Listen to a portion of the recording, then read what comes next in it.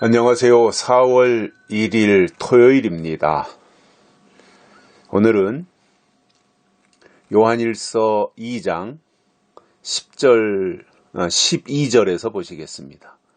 2장 12절입니다. 자녀들아, 내가 너희에게 쓰는 것은 너희 죄가 그의 이름으로 말미암아 사함을 얻음이요. 아멘. 죄사함이 사실상 가장 큰 것이지요. 우리가 땅에서 사는 날 동안은 우리의 원죄, 또 자범죄 이런 것들을 사함받는다고 하는 것은 가장 큰 선물이라고 저는 생각을 합니다. 우리가 어떻게 죄의 문제를 해결할 수 있습니까? 금식을 한다고, 또 고행을 한다고 죄의 문제가 해결되지 않거든요. 그러면 죄의 문제가 해결되지 않으면 하나님께로 갈 수가 없잖아요. 죄가 가로막고 있기 때문에. 그런데 예수님이 오셔서 우리의 죄의 문제를 완벽하게 해결해 주셨습니다. 물론 십자가의 피로서 말입니다. 그래서 예수님을 믿고 성령으로 거듭난 사람들은 고민하거나 걱정할 이유는 없어요.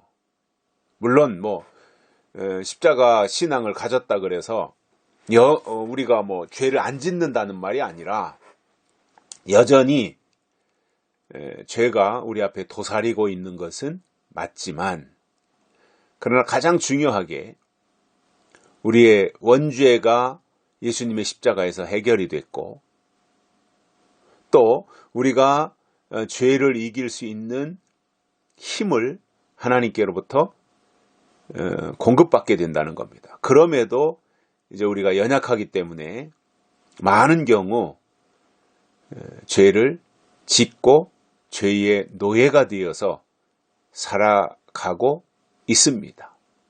그러나 정말 성령의 사람은 죄를 짓지만 죄에게 사로잡혀서 죄의 포로로 살아가지는 않는다는 겁니다.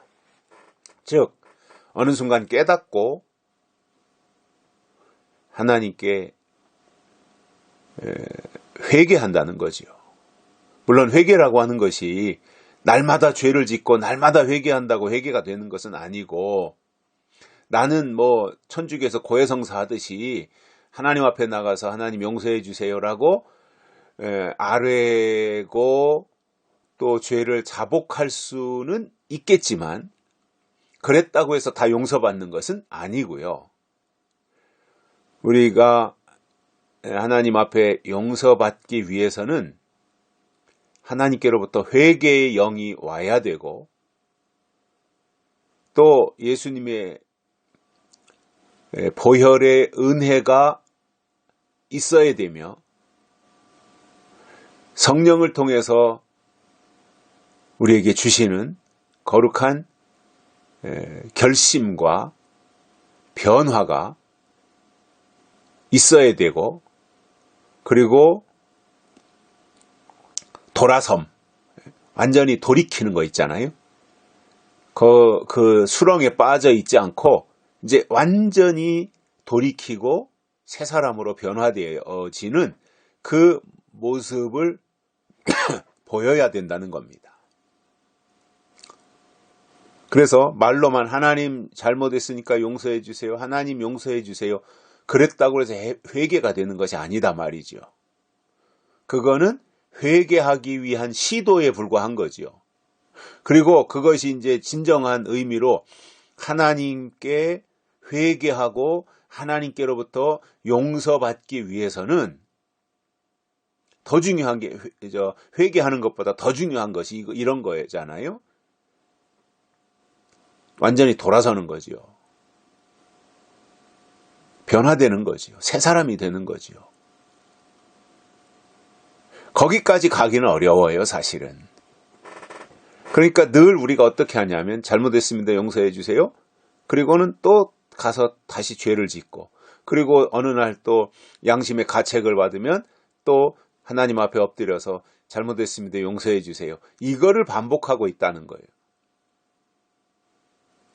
그러나 진정한 의미의 회개는 완전히 돌아서는 겁니다. 반복하지 아니하고 돌아서는 겁니다. 그래서 예수님도 말씀하셨죠. 다시는 죄를 짓지 말아라. 이 말씀이 중요한 거거든요. 다시는 죄를 짓지 말아라. 그러기 위해서 우리가 노력한다고 해서 죄를 안 지을 수 있는 건 아니고, 다시는 죄를 짓지 말라고 하는 것은 내 힘으로는 안 되기 때문에 성령을 의지해서 살아가라, 그 말입니다.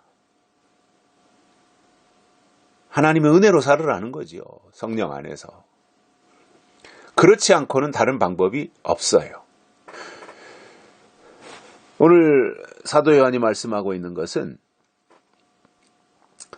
내가 너희에게 이 편지를 쓰는 것은, 편지를 쓰는 이유가 있다는 거예요. 그냥 시간이 남아 들어가서 연애 편지 쓰듯이 그렇게 하는 것이 아니라 분명한 이유와 목적이 있다는 거예요. 이게 중요한 거잖아요. 이유가 있어야 되고 목적이 분명해야 되지 않습니까? 요한은 그 말을 하고 있는 겁니다. 내가 너희에게 쓰는 것은 너희 죄가 그의 이름으로 말미암아 사함을 얻으며, 예수 그리스도로 말미암아 우리의 죄가 사함을 얻었다, 용서받았다, 그겁니다. 그래서 용서받은 자는 삶이 달라져야 돼요. 바뀌어져야 돼요. 새로워져야 돼요. 이전 것은 지나갔으니 보라 새 것이 되었도다, 그 말씀처럼 그리스도 안에 있으면 새로운 피조물이잖아요. 예수 그리스도 안에 있으면 새로운 피조물이다 말입니다.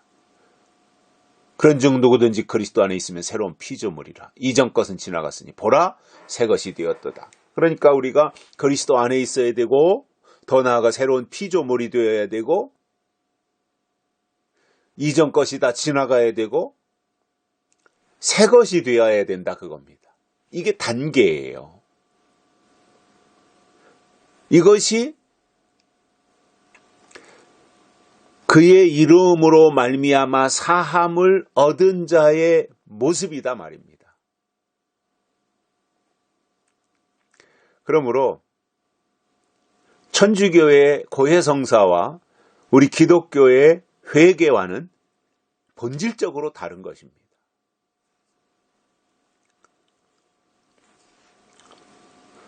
우리의 죄를 용서해 주실 분은 하나님밖에 없어요.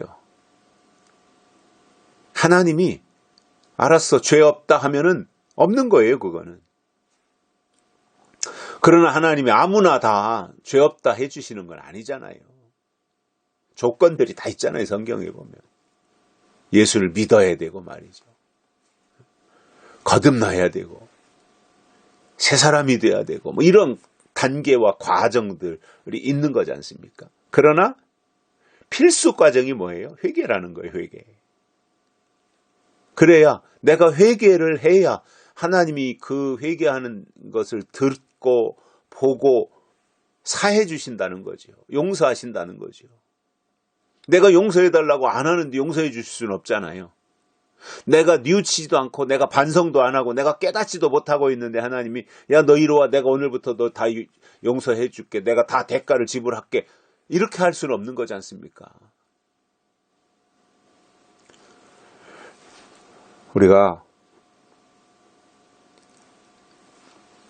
이 사도 요한이 쓴 이 말씀을 보면서 우리 속에 간직해야 될 이름이 있단 말입니다. 이름, 그게 뭐예요? 예수 그리스도라는 거예요. 그 이름에 능력이 있다는 겁니다.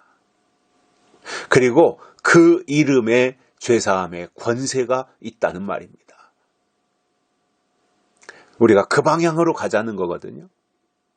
그래서 하나님의 사람으로 변화되고 하나님의 사람으로 성장하는 이것을 하나님이 우리에게 원하시는데 그 시발점이 어디냐면 회개라는 것입니다. 그래서 내가 너희에게 쓰는 것은 너희 죄가 그의 이름으로 말미암아 사함을 얻음이요 이렇게 말씀하십니다. 여기까지 하겠습니다. 고맙습니다.